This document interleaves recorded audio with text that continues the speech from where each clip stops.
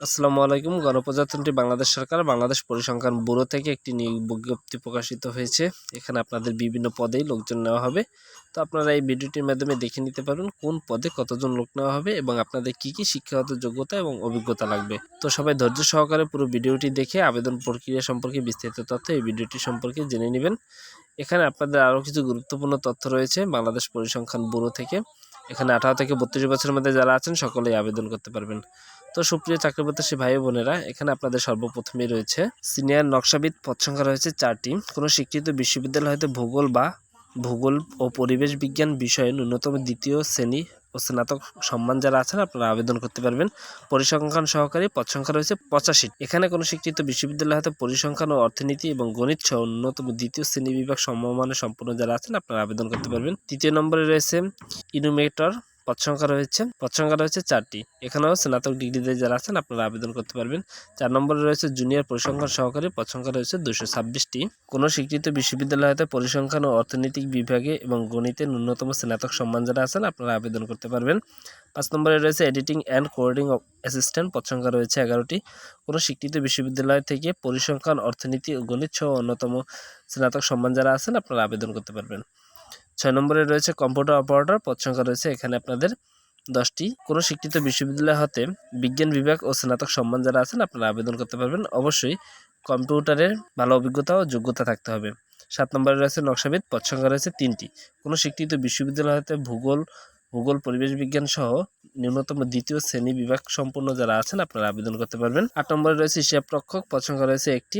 এখানে শিক্ষাগত যোগ্যতা অভিজ্ঞতাগুলো আপনারা একটু দেখে নেবেন। 9 নম্বরে রয়েছে উচ্চমান সহকারী পদ সংখ্যা রয়েছে 8টি।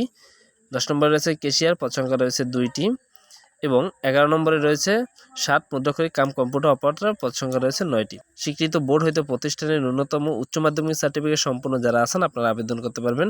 কোনো স্বীকৃত প্রতিষ্ঠান ও 60 লিপি কম্পিউটারে উত্তীর্ণ যারা আছেন আপনারা আবেদন করতে পারবেন। অবশ্যই টাইপিং স্পিড আপনাদের খুব ভালো থাকতে হবে। 12 নম্বরে রয়েছে জুনিয়র নকশাবিদ পদ সংখ্যা রয়েছে 9টি। 13 নম্বরে রয়েছে কম্পোজিটর পদ সংখ্যা রয়েছে 4টি। 14 নম্বরে রয়েছে স্টোর কিপার পদ সংখ্যা রয়েছে 1টি।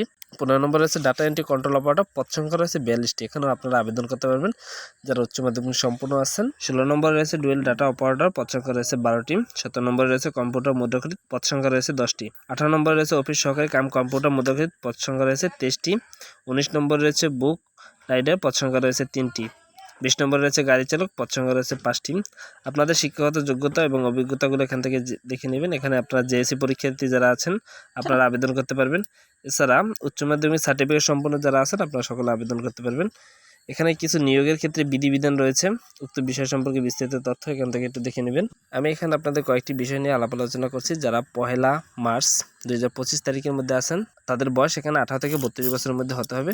এছাড়া লিখিত পরীক্ষার ক্ষেত্রে প্রয়োজনীয় যাচাই বাছাই সহ মৌখিক পরীক্ষা ব্যবহারিক পরীক্ষা আপনাদের সকলকে উত্তীর্ণ হতে হবে এবং আপনাদের কোনো রকমের টিএডি প্রদান করা হবে না। আবেদনকারী তার সর্বোচ্চ অর্জিত শিক্ষাগত যোগ্যতা এবং অন্যান্য সকল তথ্যাদি পেশ করতে হবে।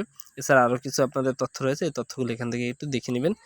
অবশ্যই প্রত্যেক প্রার্থীকে অনলাইনের মাধ্যমে আবেদন করতে হবে। সুপ্রিয় চাকরি প্রত্যাশী ভাই বোনেরা, আপনাদের আবেদন শুরু হবে 18/3/2025 তারিখ সকাল 10 ঘটিকা থেকে এবং আবেদন শেষ হবে 5 এপ্রিল 2025। উক্ত সময়ের মধ্যে আপনারা আবেদন করবেন।